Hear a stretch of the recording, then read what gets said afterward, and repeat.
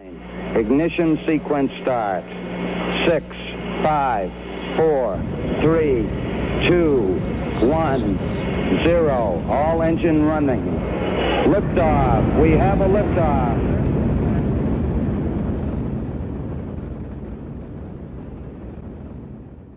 Another installment of TEDXcellence with Dogcat Fox, a Pepperjack, and all of you. Hello, everyone. And I come to you live from my Corona bunker. Wowie, wow, wow. On the moon!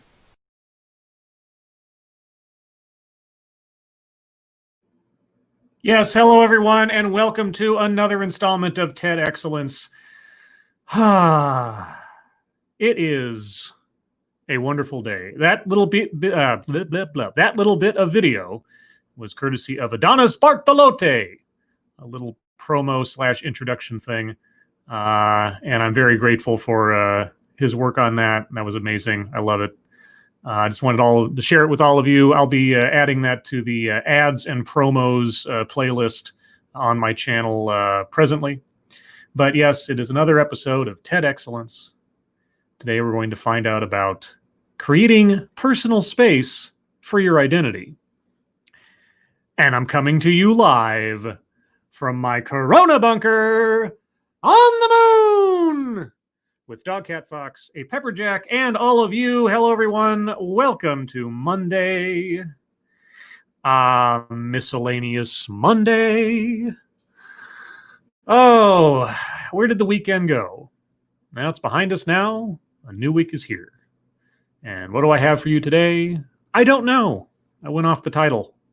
When I hear something about personal space or I think safe space and my identity, I love talking about identity. And I figured you might as well. But before we get into that, who is joining me today? Why, that would be the one servant every time my brain exceeds my mouth. I'm sure there's a dirty limerick in there somewhere. That one servant of Satania, hello. Lexi Mads, hello. Matt Barnes, hello. Zalba, hello. Wade Waleson, hello. Samuel Nation, hello. L Wolf, hello. TexAG007, the Texas Attorney General Secret Agent, hello. Dina B, hello. Check Your Logic, hello. John Miller, hello. Mike R, hello. Jake Tunsick, hello. Keeverdam, hello. And then we have Monsent, hello. And then chat jump, because of course it does. Robert Gruber, hello. Megan Bing, hello. Thank you. Been called the Driving Ape Man. That's awesome. And hello. Yes, it is awesome. All credit to Adonis Bartolotti. I have even added that to the description for this video. So if you see Adonis in the chat, if he happens to show up, please do give him your congratulations. Zero the Hero 909, hello. Mike Vidge Blarg. Nobody Not Me, hello. Jim Beam, hello. Tux Mint, hello. Cynic, hello. Robert Lapine, hello. Just Paul, hello. Theater Wench Ginger, hello. Theater Wench Ginger. A female redhead? Very well. Jose Chacon, hello. What's his face? Whatnot, hello. Thank you, Lady Gopher, for the Dogcat Fox and all hearts. Oh, Dogcat Fox. Lovely, lovely Dogcat Fox. Anna Lynn, hello. John Smith, hello. Robert Pincus, hello. Professor Chaos, hello. Emperor W.R. Costin, hello. Thank you, Officer Buck Tud Russell, for the other Dogcat Fox. How's it going? Goes all right. Let's see. Duck Dog, hello. Frosted Glass, hello. The Redneck Ram, thank you for the other Dogcat Fox. My hero. Oh, Dogcat Fox. Scanner Daphne, hello. Pissed Off Shih Tzu, hello. Brutus, hello. This is Kyle, thank you so much. Hello, chat people and scribbles. Hello, Kyle. Raziel, Brittany Holland, hello. And Aspie Auntie, hello. All right, so what are we getting into today? Again, it is creating personal space for your identity. What does that mean? I don't know. Let's find out. Per usual, I'll start off with a few seconds for sound test. You guys tell me if you can hear it. Be sure to have your copy of the bingo card ready. Link is in the description. And let us start. In the last section of the traditional calculus sequence, my bright university students often struggle to take math from the two-dimensional page to three-dimensional space. I am an English major. I was told there would be no math. Okay, two-dimensional page to three-dimensional space, calculus. I'm already not a fan. Sounds good, says Dark Remedy. Sounds fine, says Aspianti. Let's see. Sounds good, says St. Michael. All right. Okay, tell me how we get from your two-dimensional to three-dimensional calculus math analogy to whatever we're talking about. In 3 dimensions, even simple shapes are hard to visualize. In 3 dimensions, even simple shapes are hard to visualize. Okay. I'm thinking of a 3-dimensional sphere, a cube, a pyramid. Okay. Are they tough? I don't know. I teach my students to draw these. Yes. But these drawings are merely projections. Yes. They must necessarily hide something. What? Lately, I've been thinking that identity is similar to this. Okay. They must hide something. What do you mean they must hide something? I don't know. Please explain. Identity is many, many dimensional. Are we going to get into intersectionalism or something here? Thank you, Mr. Tickle Trunk, for the Dogcat Fox. Oh, lovely Dogcat Fox. Yes, Dogcat Fox. Are you happy today, Dogcat Fox? Wowie, wow, wow. Dogcat Fox is happy, everyone. Thank you so much. Yet when we present our identities, often those feel flatter than the reality. Okay, the fact that you just used a plural for identities tells me we're going to get into things like race, sex, orientation, ethnicity. I don't know, all those kind of things. Are we going to intersectionality? Just tell me we are, and I'll understand where we're going. Especially when other people have a stake in how our identities are perceived. When other people have a stake in how our identities are perceived. Why is my sense of self anybody else's business? I'm curious to know. We need a more precise language to talk about this. Oh, please. This is a need I've felt personally. Uh-huh. Growing up mixed race was confusing. Why? Especially in high school. Why? With my white friends, I was Asian. With my Asian friends, I was white. Shouldn't I be just one thing? Shouldn't you just be your name? Why is race important at all? Do you understand now at your adult age outside of high school and so on that race is irrelevant? Or don't you? It started to make more sense in college. I joined a club called Mix, and I'll never forget when You joined a club called Mixed. Okay, well, you must have been, and apparently still are, very, very obsessed with your quote-unquote confusion over your race, or making your race so important. I would have hoped maybe you would have grown out of that phase. I saw the Bill of Rights for racially mixed people. The Bill of Rights for what? Okay, I cut him off. I'm going to back up just a little bit, and then I will pause and read this Bill of Rights for those of you that are listening at home. College. I joined a club called Mixed, and I'll never forget when I saw the Bill of Rights for racially mixed people by Maria P.P. Roots. Okay, try not to laugh at the middle initials of PP. Bill of Rights for racially mixed people. Now, he may read this off himself shortly, but I'm going to do it for my own edification. I have the right, and then we have bullet points, not to justify my existence in this world. Not to keep the races separate within me. Not to be responsible for people's discomfort with my physical ambiguity. Not to justify my ethnic legitimacy.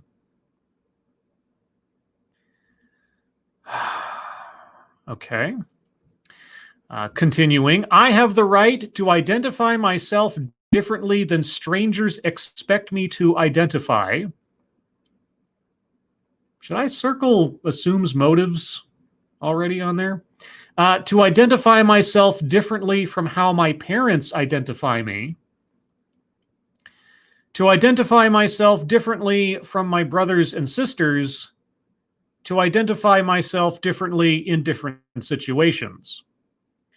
And the last section, I have the right to create a vocabulary to communicate about being multiracial, to change my identity over my lifetime and more than once, to have loyalties and identification with more than one group of people, to freely choose whom I befriend and love. Yes, that is a list, Keeverdam. You're right. That is a list. Thank you, Officer Buck. Giggles, PP Root. Yeah, it's not a very convenient name. But okay, for the sake of the bingo card, we're going to circle free space and list. Now, I'm looking at these, and aside from one or maybe two, none of these things apply only to racially mixed people. Also, you have a right to express yourself however you choose in a free society, so long as you're not somehow infringing on other people's rights or, I don't know, breaking the rules or laws of the situation that you're in, I suppose. Not to justify my experience in this world. Who is requiring that of you? Not to keep the races separate within me. What does that mean? You would have to be a racist to consider you possessing two separate personalities based on the two separate lineages you come from biologically. Like, what? Not to be responsible for people's discomfort with my physical ambiguity. You're right. You shouldn't care what other people think. It shouldn't matter. That's not a mixed race thing. That's just a life thing. Not to justify my ethnic legitimacy. Your ethnic legitimacy? Tall person, thank you so much. Hoy, y'all. Can't watch live. I will watch later. Have a happy party with your bear day. I have a teddy bear in the other room. One of my first teddy bear I got when I was a baby. His name's just Bear. He's still in good shape for his age. I have to have a party with him? Okay. I'll put that on my calendar. To identify myself differently than strangers expect me to identify. I'm going to circle assumes motives just on that. It's part of his presentation, and he's so excited about it. Mind reading assumes motives. Where did I put that one now? Because I just changed up the card recently. There it is. Mind reading assumes motives. Okay. I'm also thinking of circling playing victim, but I'll let him speak before I get there. Identify myself differently from my brothers and sisters. Well, presumably you have a different name than your brothers and sisters. To identify myself differently in different situations, sure. In a professional situation, maybe you're Dr. Smith rather than just James or something. To create a vocabulary to communicate about being multiracial. Okay, I'm going to let him speak because this is just ridiculous. It had 12 rights. Yeah. My favorite was I have the right to identify myself differently in different situations. Okay, that's your favorite right. It's not one that you possess specially because you're mixed race, but okay. Thank you, Redneck Ram. Party with your bear day. Is that like a real bear, a teddy bear, or a hairy gay man kind of bear? You know, Redneck Ram, I'm going to leave that up to you. Whatever you think fits, that's fine. That's fine. Whatever makes you happy. I've got a teddy bear, so I will have a party with my teddy bear after this. His name's just Bear. I gave him a name.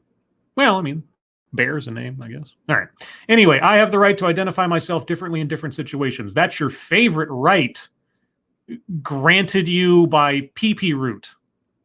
Okay. This is what I needed verbalized. I didn't have to be consistent. You were college aged. You needed someone to verbalize to you that you did not need to be consistent. So you're unpredictable and spontaneous. You're a wild and crazy guy. Is that it? But I don't think these rights are unique to being racially mixed. You are absolutely correct. I was just saying that. It's amazing. I think they apply to all the things that we are, to all our many complex dimensions. My complex dimensions.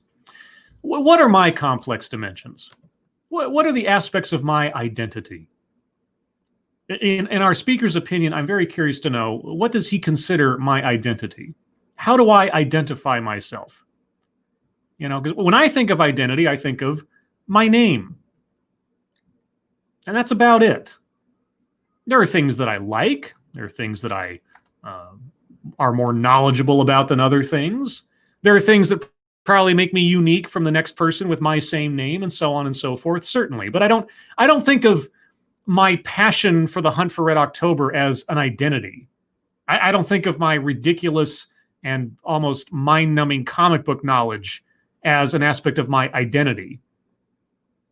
I identify as my name. If you want to know something about what I think about a thing, ask me. If you want to know what I like or dislike, okay. If you want to use that to categorize me in some way, that's up to you. I don't consider them identities. I don't get what the obsession is with identities these days. You're having to pigeonhole every single aspect of yourself into something as though that means anything. It doesn't mean anything. Who are you? Not what are you? To illustrate our complexity as people, consider the question: if you were to write a memoir, how long would it be? I don't know. How could I possibly know that? Even if it was just the important things.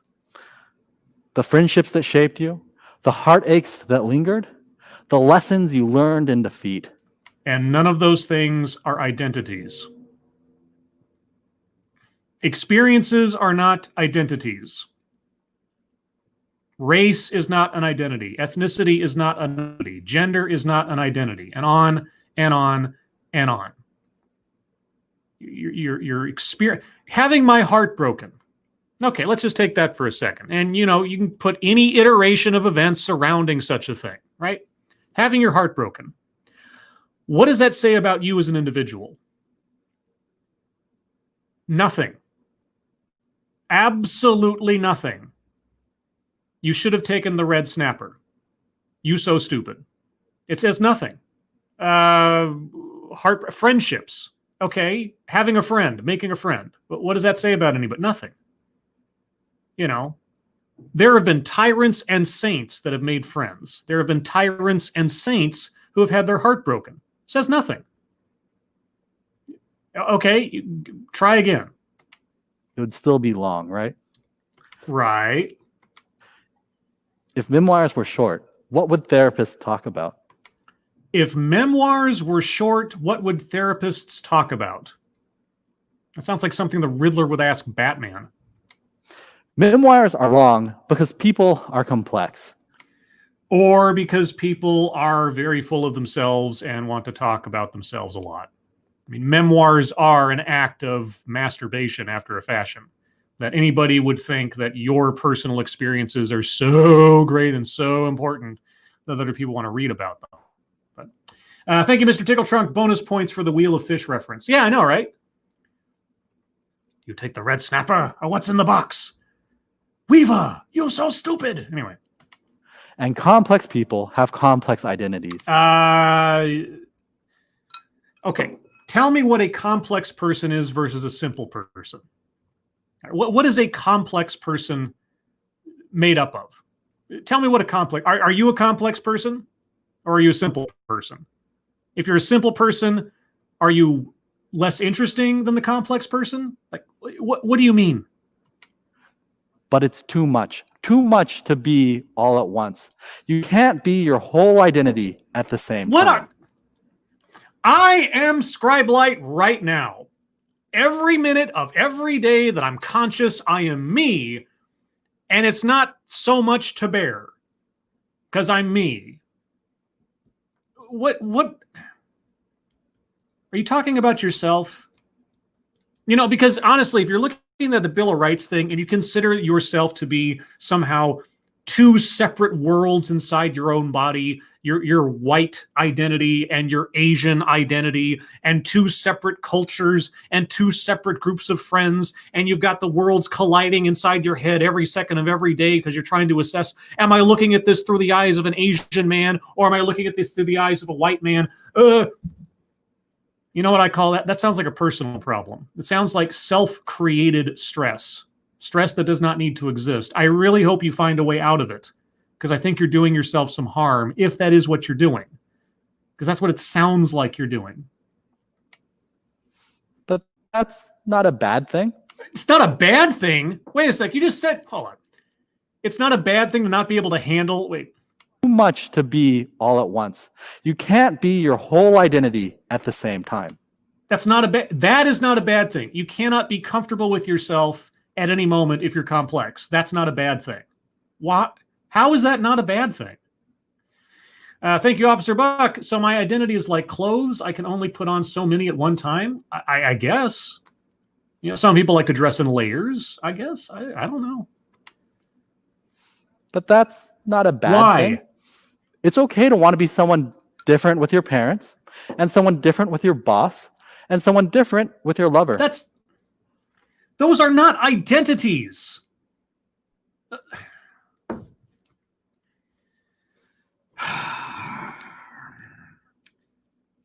If there are different expectations or different codes of conduct in different situations, that does not amount to a different identity.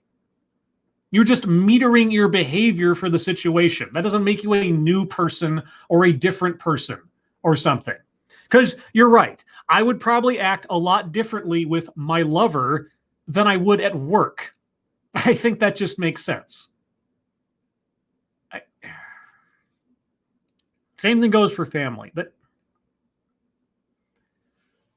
okay. I don't know what this guy's life is like. Maybe there's some circumstances that require him to be an entirely separate individual in these different places. You know? Because while I might behave differently at work than I would at home, or I would with my friends, and so on and so forth, I'm no longer me walk into work. I'm just me with certain filters on. Same thing as when I'm with my family, or when I'm with my friends, or when I'm with someone I'm in love with. Okay. Thank you, Sherry D. No, Scribe, you are not you because he said so. I guess. I mean, I'm still wondering, am I complex or am I simple? I need to know what his definition of complex is. Oh, you know what? You know what it might be? I mean, given how he started this out, maybe it's because he's mixed race, he's complex. Because he's got these two warring things inside of him. I mean, the Bill of Rights thing was about mixed race people, so maybe he's just talking about mixed race people. Are mixed race people complex and the rest of us are just simple folk? I don't know. He needs to tell me. Situation to situation, we may want to tailor the portion of our identity we place at the forefront. And just because you are something shouldn't mean you have to be that thing all the time. What are you talking about? Different behavioral expectations, depending on the circumstances you are in, does not constitute a separate identity. It doesn't. I am fascinated that you think it does. I am very curious to know what hoops you jump through every time you walk into a different door. How much stress do you put on yourself over this stuff? I'm Asian American, but when I'm lecturing on Green's theorem, professor is enough. I'm a professor. But if I was a professor all the time, my wife would leave me.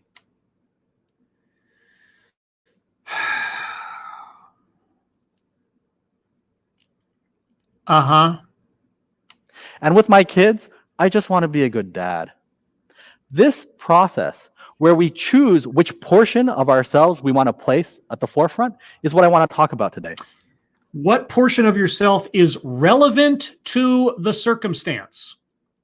If you're being your professor self, your home life is irrelevant. Your hobbies are irrelevant. You are there to do your job. You are there to profess. You are there to teach. The rest of you doesn't disappear and now you are Professor Man. You drank the potion, went from Dr. Jekyll to Professor Man. You're just you doing your job. If you're at your family's home, you're probably not going to be talking to them the same way you would your friends. You're talking amongst your family and your friends and your wife and your kid. What?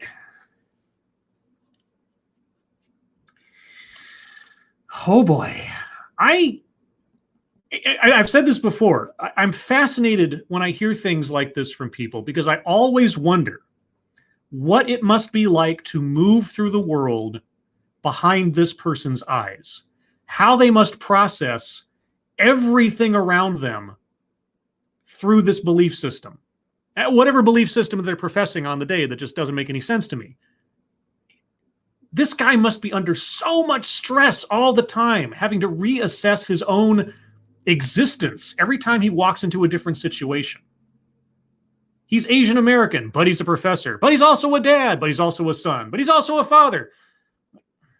Okay. Thank you, Mr. Tickletrunk. Psychiatry literature says your personal identity was the easiest thing to change about yourself and does so constantly. Add race and you halt growth. Interesting point. Yeah,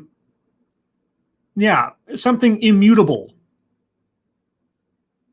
Something that does not change. The skin color does not change. Your biological hereditary sources, they don't change. Right? They are immutable. They are also irrelevant. They say nothing about who you are. They only are an aspect of what you are and are not definitive of the kind of person you can be or will be. That's up to you, separate from all of that stuff. I call it identity fronting. New buzzword, buzz phrase. Identity fronting, you say. That sounds a little bit like headmates. If you guys know anything about headmates, look up Tumblrisms from Internet Aristocrat and watch the one on headmates, fronting. You call it identity fronting. All right. It's a kind of freedom, a kind of basic human autonomy. It doesn't sound like autonomy when you're talking about being overloaded with different identities you have to shackle upon yourself given the situation, rather than just behaving what is germane to the circumstance. But okay.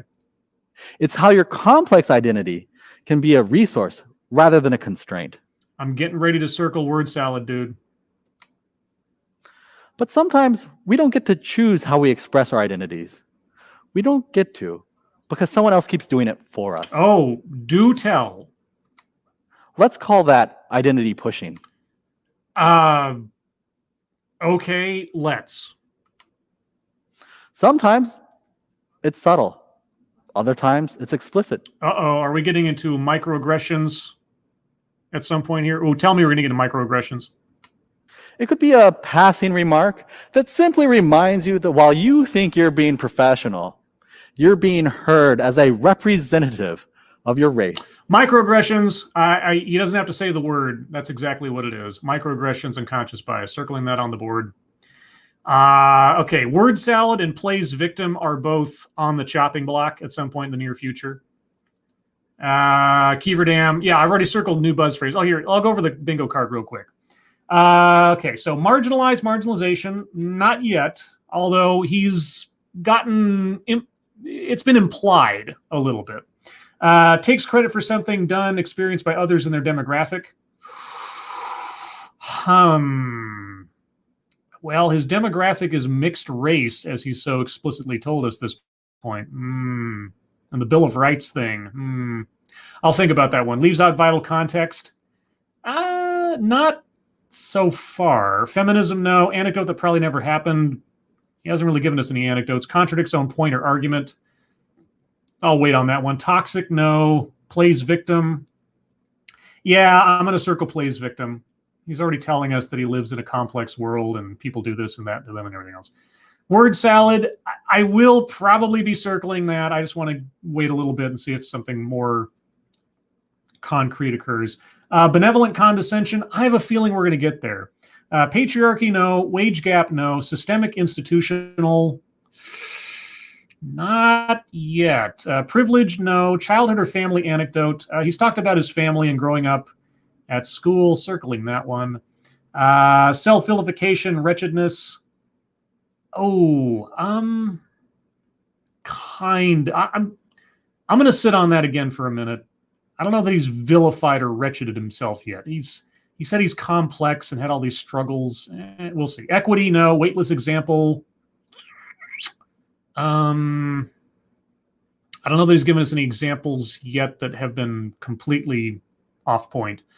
Make something about race, sex, etc. for no reason. The only reason I'm not circling that right now is because so far, within the realm of his presentation, race has been relevant. It doesn't necessarily make sense to us on the outside, but it makes sense to him and his presentation thus far. We'll see. White supremacy, no. All right. So far we have circled microaggressions, unconscious bias, attempt to coin new buzzword, buzz phrase, plays victim, mind reading assumes motives, free space, a list, and childhood or family anecdote. We are just a couple squares away from at least one bingo. We'll see how we do. Yeah, I'm probably going to circle word salads. That's probably a gimme. Let's see. Or your gender, or your group affiliation. Sorry, let me back up a little bit. I did cut him off. While you think you're being professional, you're being heard as a representative of your race, or your gender, or your group affiliations. You assume that's what other people think. And if I had another square to circle for mind reading, I would do so, but there you go. I think that also justifies the whole plays victim thing, too. At its extreme, identity pushing can be oppressive. It can feel like people or a person is just adding a comment that means not normal or other.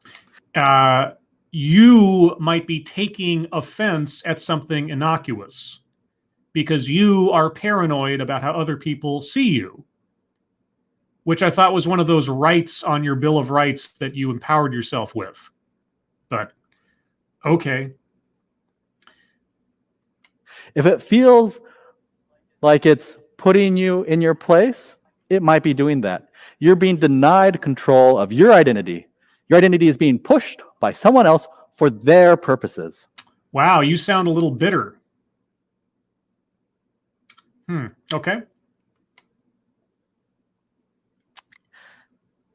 If you've lived under the tyranny of racism or sexism, I imagine you know what it feels like to have someone remind you of your race or your gender. Mind reading assumes motives again. And when it comes to microaggressions, oh, there we go. Well, if I hadn't already circled it, I could do so now. Thank you, Officer Buck. Being not normal is a blanket bad. I guess. I don't know. This guy has got a lot of issues.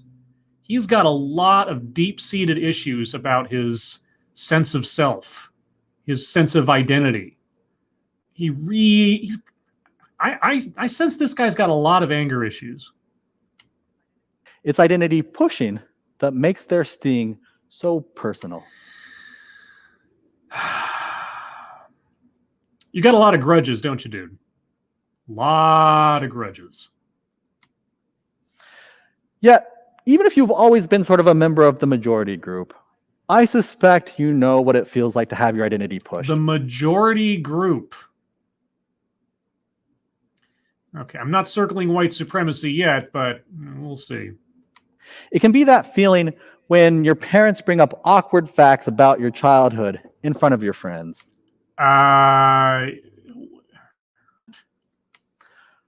Yes, Mom, I once stuck a bean up my nose, but this is the last time I'm bringing you to faculty meeting.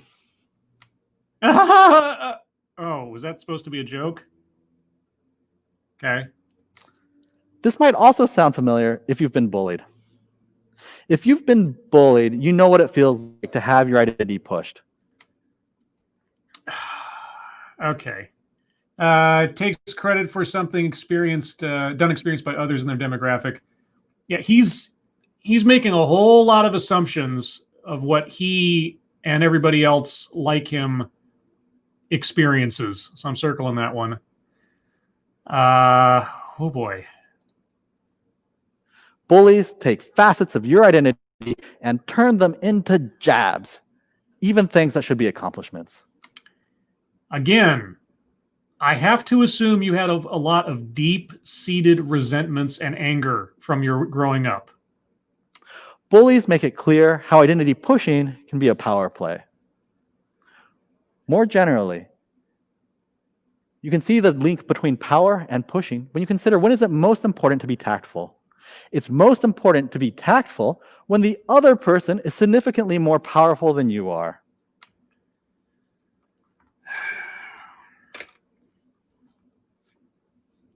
You know, when I'm tactful, not at least consciously tactful, when I'm in a professional setting, I mean, if I had to think of like some situation where I'm by default much more tactful than I would be in quote unquote normal life, it's a professional setting. If I'm at work, it doesn't matter if the person I'm talking to is superior to me or a coworker or a subordinate. Now we're talking about power dynamics. That's when you feel like you have to be tactful. So you wouldn't be tactful in front of a student? What? And what does it mean to be tactful? It means you're going to avoid topics that make them feel uncomfortable. Or topics that are irrelevant to the situation, I guess. Where are we going with this? I know I should just circle word salad, but I'm fascinated to know where we're going. In other words, good tact and proper etiquette have always protected the powerful from having their identities pushed. What? No one tells the king who the king really is. But the king, they can certainly tell you who you are. This guy is really angry. That is now, admittedly, I'm not a psychiatrist, but I do own a couch. And my couch sense tells me this guy's really angry. But I don't want kings. I want freedom. I want boundaries. I want space. You want freedom. You want boundaries. You want space. Do you want walls? Do you want open fields and fences? What? Thank you, Officer Buck. I've lost count as to how many times I've been dismissed as a straight white male, and yet I'm supposed to be the powerful one. Yeah, I'm circling word salad. If not for what he just said, then an aggregate for everything to this point. Now, I know that there's a very good argument to make for benevolent condescension already. I know. I'm aware. Last one we need to get to a bingo. And yes, there's an argument to be made for white supremacy, given he's talking about the majority group and so on. But I'm going to wait, given that they are the last squares for two different bingos, I'm going to wait for something either far more blatant or far more explicit. If we don't have it by the end, then in aggregate, I will be circling the squares. But just for tension's sake, let's keep our ears open. Thank you, Redneck Ram. Wait, did I somehow miss how parents embarrassing you around your friends is somehow a biracial thing? Or was there no connection? No, you didn't miss anything. And with that one comment, weightless example. Thank you, Redneck Ram. That clarified that for me real quick. Weightless example, the whole baby story thing, being up the nose. What does that have to do with anything? No idea. But it's on the board. Thank you, Redneck Ram. Okay. I think identity can be like personal. You know the personal space bubble? When someone breaches that bubble, it feels like they are physically too close for comfort. I think there's a metaphorical identity bubble. When people breach that bubble, it feels like they are being too intimate or too presumptive. Give me an example. Give me an example, because, spatial orientation I can kind of get, right? Proximity of someone's physical self to my own, depending on the circumstances. Yes, I get the whole personal space, personal bubble, appropriate distance, that kind of thing. Sure, I can imagine that. Sort of like I can imagine a three-dimensional figure in 3D space. Identity bubble? I'm going to back up a little bit for cutoff's sake, but I need an example. Oh, professor, can you give me an active example of what you're talking about? Comfort. I think there's a metaphorical identity bubble. When people breach that bubble, it feels like they are being too intimate or too presumptive. And just like with personal space, we might let our partners inside, but maybe not our coworkers. Uh-huh. And it can vary culture to culture, context to context. I think, I don't know. I can't tell from what, so far at least, but I think maybe he had a very odd home life, or he had expectations put on him when he was visiting one side of the family versus the other. And he was made fun of a lot as a kid. He was talking about the white friends and the Asian friends and so on and so forth. I mean, it sounds like a long-term sort of psychological divvying up of who he is and trying to find his own footing and never really doing so, and deciding to accept that being on uncertain ground is normal for him and just his fate, rather than just saying, to hell with all that, I'm going to be me. Because for all the Bill of Rights things that he listed off earlier, or showed us at least, it doesn't sound like he's actually following them. I don't know. Like I said, I only own a couch. But here is my dilemma. Okay. I know how to ask someone to stop stepping on my foot. How do I ask them to give me more space around my identity? I don't even know what that means. Give me space around my identity. What? Okay. I'm getting ready. If he does not get into some, if he does not give us an example in the next couple of beats here, I'm circling leaves out vital context, because I do not know what he is talking about. He's very passionate about this point, but he's not telling us what he means. And that's very frustrating. Did I even realize this was something I needed to do?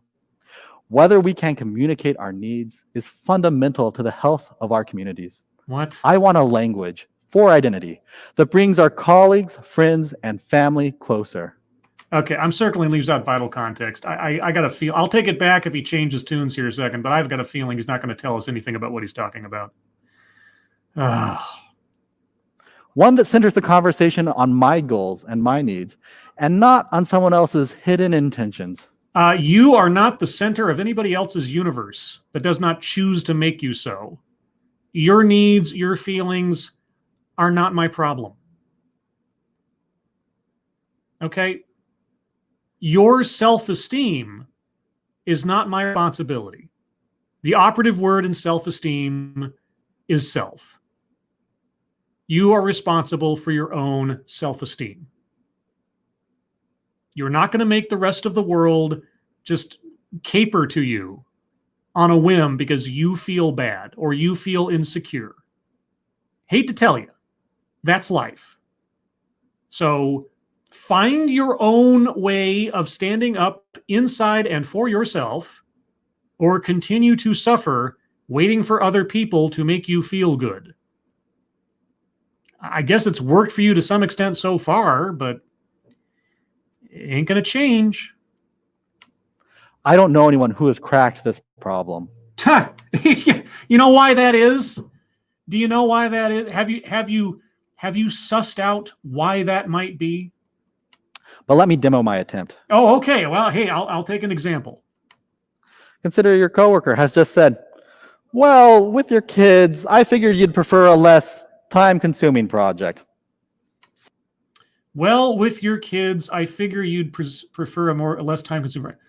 Okay, so okay, I'm going to try to put the benefit of the doubt filter on that one. Your coworker and or your supervisor or whoever has foreknowledge that you spend a lot of time with your kids, that your kids are important to you, that you have a schedule to keep based on your kids' activities and your kids' needs and so on and so forth. And so they are attempting to take into consideration your life and your circumstances.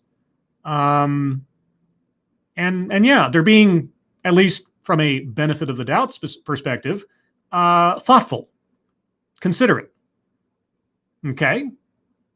Project. Suddenly, we're no longer a team member.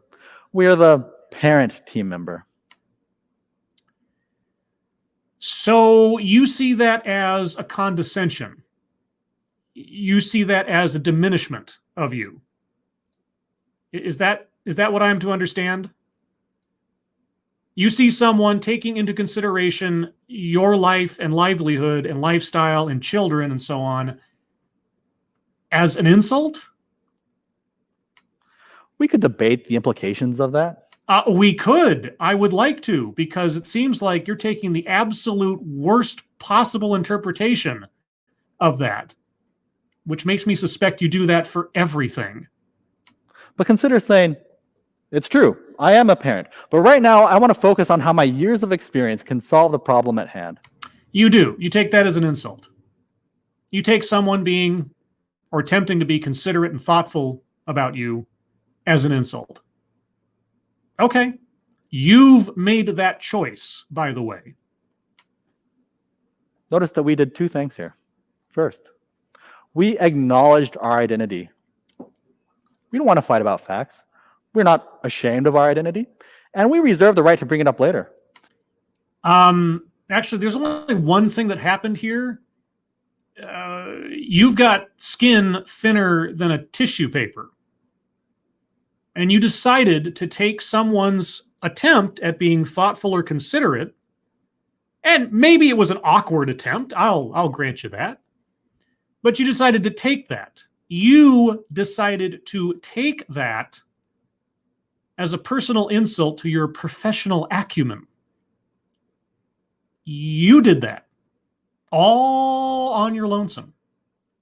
But we don't have anything more to say about it because it's not relevant to, and this is the second thing, our statement of who we want to be right now. We are redirecting the conversation and focusing it. Yeah, no, you're a jerk to this person. You're the one being presumptive. You're the one being accusatory. You're the one mind reading the other person and projecting onto them a motivation and a meaning that was not evident at all in the statement made. You are doing that. You're being the bad guy here. Why not give the other person the benefit of the doubt that they're trying to be thoughtful? Why not just say, "Oh, don't worry about that. I've got plenty of time. I can schedule around it." How about that?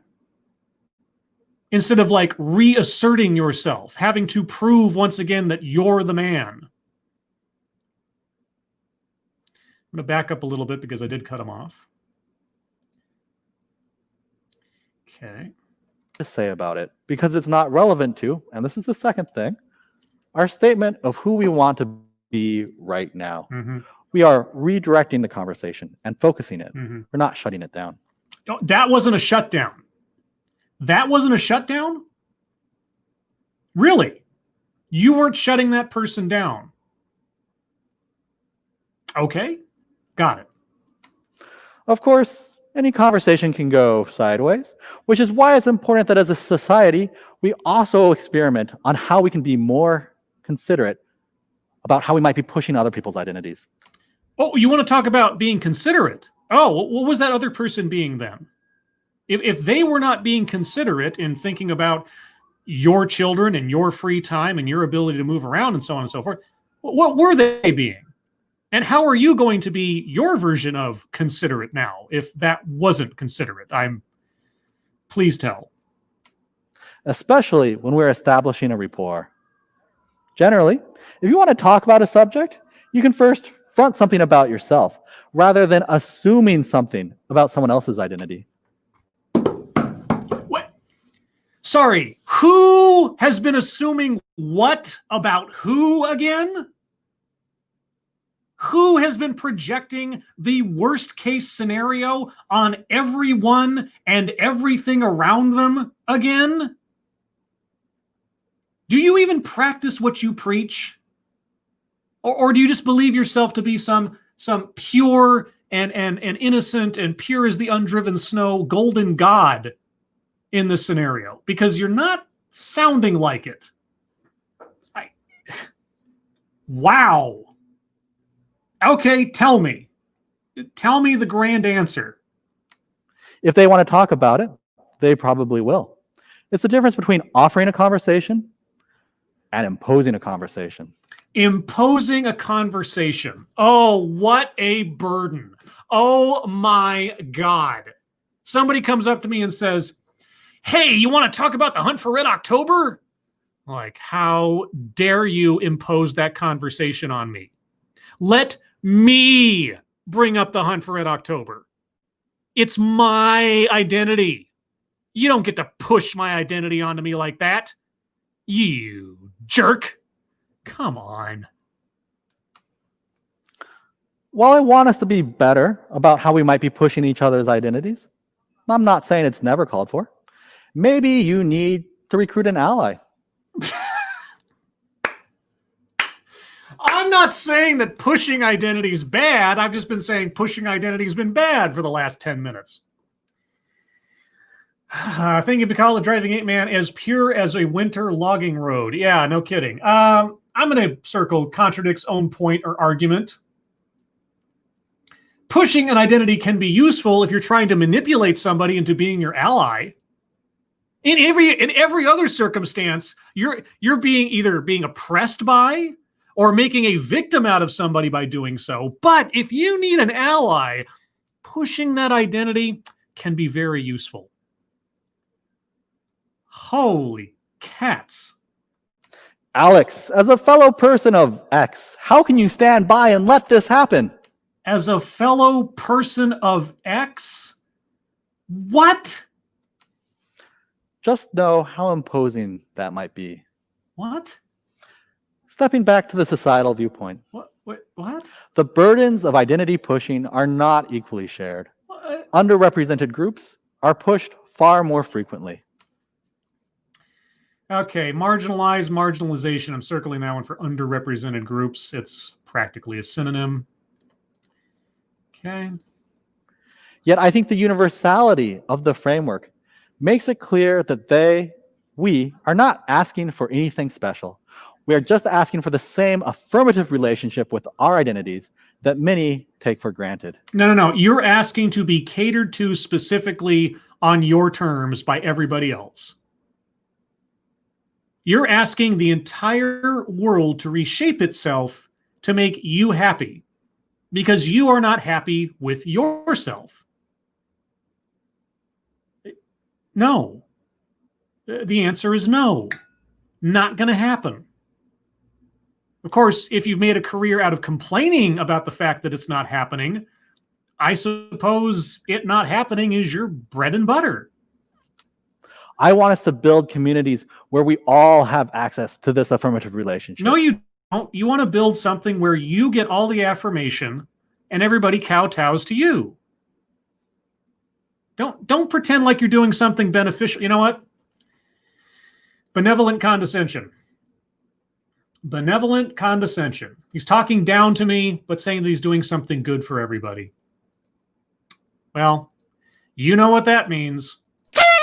Ooh, that's a bingo. Right? Yeah! Yes, so we have our first bingo, guys. Word salad, mind reading, free space, benevolent condescension, and a list. I have a feeling we'll hit the second one here pretty quick. We're almost done. One where we are aware of our boundaries and our needs, are intentional in how we front our identities, considerate in how we may be pushing other people's. Well, consider it as long as it makes an ally out of them. Otherwise, you know. This might make a world where power is a little bit flatter. What? But I hope it will make one where we all personally feel more three-dimensional. Okay, that callback did not work at all. You didn't even explain what it meant when you brought it up at the beginning, and it makes absolutely no sense at the end. If I hadn't already circled weightless example, that whole math analogy thing would be circled right now. Okay, well, there you go. Short but sweet, I suppose, one way of looking at it. Let me pull up the bingo card for all of you to see. This is where we're at right now. Let's go over the card one more time with myself before I get into your arguments, if there are any. Feminism, no. Anecdote that probably never happened. of the couple that he mentioned very barely, I can imagine them happening, and everything else seemed like a hypothetical, so it's difficult for me to circle that one. Toxic, no. Patriarchy, no. Wage gap, no. Systemic institutional. He talked about society. I'll let that sit for a second. Privilege, no. Self-vilification or wretchedness. This guy seemed way too full of himself for me to give him self-vilification or wretchedness. I'll take arguments, but yeah. Equity, no. Make something about race, sex, etc. for no reason. There are lots of instances where the whole multiracial thing didn't matter at all to anything. I'm circling that one. Yeah. He didn't even come back to it. He didn't even swing around to tell us why that was relevant. He could have given this entire talk and never mentioned the whole multiracial thing, and it would have been just as relevant, I guess. White supremacy. Okay, now this one was heavily implied with the majority group and the underrepresented this and that and so on. He didn't say the words, though. And in aggregate, it's, and again, this is sort of like the loose rules of the TEDx card. If we have the last square for a bingo, the threshold for argumentation has to be pretty good for me to circle it if they didn't explicitly say or provide an example of what's in the square. So this is where you guys come in. If you have any arguments of material within the talk to justify it, I will take those now, as for any other square on the board. So that's where we're at right now with my count. We already hit one bingo. So let's see. Wade Waleson says, gotta run, bye, scribe and chat. Bye, Wade. Analin says, no, systematic. Yeah, did he say systemic or oh, yeah. Yeah, systemic institutional. Let's see. Kiefer Dam, he seems to have an inferiority complex. He's got issues. Oh, he's got more issues than Time Magazine, I figure. Mr. Tickle Chunk, Scribe Light. Mind reading assumes motives are exactly what microaggressions are. I'd argue that microaggression square might be replaced and just mark those mind reading assumes motives. Mind reading assumes motives is not necessarily a microaggression may indeed be a mind reading, but mind reading is not necessarily microaggression. That's really the difference there. Because someone assuming the motives of, like, all men do this kind of thing, or we know what men think, that kind of, that's mind reading. That's not necessarily a microaggression.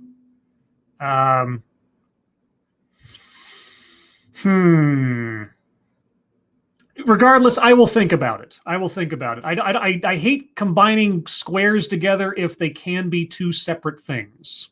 See? Let's see. Mike R. Scribely, no video overlay to avoid copyright claim clusterfuck. No, I mean, I tried that, and people were like, why is the bingo card so dark? Because of the filtering thing. And, TED Talks eventually lifted the whole strike on it. So I don't think I need to prove any further that this is a transformative work, given what I do with it. So, yeah, I think I'll probably drop the screen thing. It was an experiment. Oh, well. Renovatio, double bingo the bastard, or I ask Uncle Ben to drone strike you. Whoa, hold on now. Jeez. Some ammunition. As you said, it was implied in aggregate. I'd circle it, bingo or not, Scribelight. Jake Tung says, the whole talk was about being poor, oppressed, POC, self-wretchedness. That's more like plays victim. He would have to say something like, I have contributed to this problem because I am X, right? He would have to make some kind of confession of internal fault or internal wrongdoing. And I didn't get that from him. That he is a victim of other people's thinking and thinking badly. Yes. The plays victim makes sense. Self-vilification, wretchedness, I don't think applies. L. Wolf says, I kind of like the look of the overlay. Well, I still have it applied to some of my overlays, so you might see it from time to time. I had to play with the opacity a bit. It was a bit too dark in places. Let's see. Neil Patton, anti-racism is benevolent condescension. You're an implicit racist, and we are acting for your own good, idiots. Yeah. Oh, I circled benevolent condescension, so I got that one. But you know what? Given his language about the majority group and everybody else being this, that, and the other, yeah, I guess I had to convince myself more than anything else. I'm going to circle white supremacy. And with that, guys, if you can believe it. Ooh, that's a bingo. Right? Yeah! Well, there you go, guys. We have a double bingo. And Lexi Mads is here. And Lexi thought we wouldn't get any bingos at all. And yet we got 2. Well, that just goes to show you. Yeah. I think that's probably it. I don't see any others like feminism, no. Toxic, no. Anecdote that probably never happened. Like I said, he didn't really give us any. Patriarchy, no. Wage gap, no. Systemic institutional, you could argue that, given he talked about society and expectations and things. But, yeah, privilege. Again, you could maybe circle that one if you thought white supremacy was there too, but I'm not going to circle both on an aggregate. Self-vilification, no. Equity, no. Well, I mean, you could argue for equity when he said at the end, I just want everyone to be treated the same way, quality, value, so on. It's not going to affect anything as far as making another bingo. So you know what? Just on the basis of that little last, can't we all just get along sentiment, I'll circle that one as well.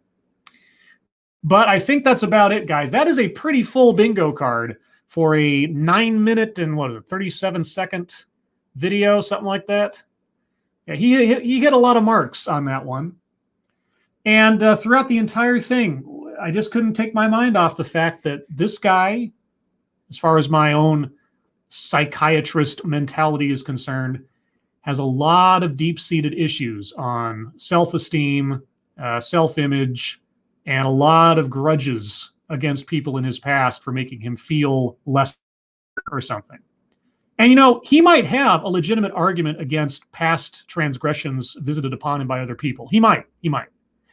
At the same time, though, he's a grown adult in a position of education, a father, a husband. And throughout the entire talk, I just felt this seething anger behind everything he was talking about. And that's no way to live your life. If you can help it, that's no way to live your life. So on the one hand, I have a certain level of sympathy for this guy because, I was bullied and teased as a kid. I got a lot of hang-ups about things that people have done to me, and I'm still bitter about a lot of them, sure. But I can also put them in the context of, well, they happened, they're in the past, and I still have to live with myself. So what am I going to do about it now? And despite a whole bunch of hang-ups and criticisms I might put on myself from time to time, in relative terms, I'm fairly comfortable with myself. Thankfully, it's been a long, hard road just to get here. And sure, I've got work yet to do. But our speaker, he's got a lot of work to do because so far he hasn't even acknowledged that it's up to him to make himself feel good about himself. And I guess if there's a lesson to be learned there, don't be like our speaker, if you can help it. But anyway, everyone, that's going to do it for me on this one. Thank you guys so much for joining me for this. It really was helpful. Interesting little psychological journey. If you'd like to hear more from me or Satsu 2 Cents or the Ranting Monkey, you can find all three of us tonight on Satsu 2 Cents' channel for the Lords of the Night at 6 p.m. Pacific, 9 p.m. Eastern, where we'll talk about the news of the day, news stories you submit, and then what we've been up to on the intertubes, and then your questions and comments. A programming note, granted that everything lines up, this coming Sunday, I'll be doing a tandem TEDXcellence with Chaos Eve. So look forward to that. Keep an eye on my Twitter for that announcement when the time comes on Sunday. Yeah. Everyone, thank you so much for showing up and joining me for this. Thank you so much for your participation and your argumentation. I really do appreciate it. Everyone who donated, thank you so much for your generosity. I will use it to buy horrible things to put into my body, like goldfish crackers and Jack Daniels in order to try to insulate my brain from the next TEDXcellence. But otherwise, everyone, hope you all have a good rest of your Monday. I hope you're all safe and well. And if you're not well, please get well soon. And I'll see you on the next one. Take care. Bye-bye. And here's my new outro.